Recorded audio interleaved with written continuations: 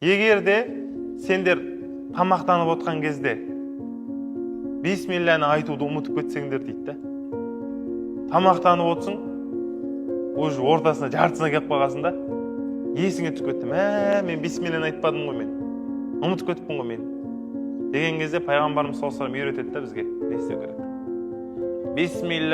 Бисмиллахи аувалаху ва ахираху. Алланың атымен басында да соңында да деп айт дейді. Басында да Алланың атымен бастадым, соңында да Алланың атымен бастадым деп айт дейді. Басынан аяғына дейін дейді.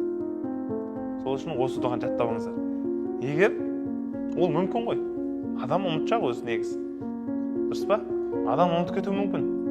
Сол кезде егер ұмытып қалған жағдайда дәл осы дұғаны айтып жібереміз иншалла.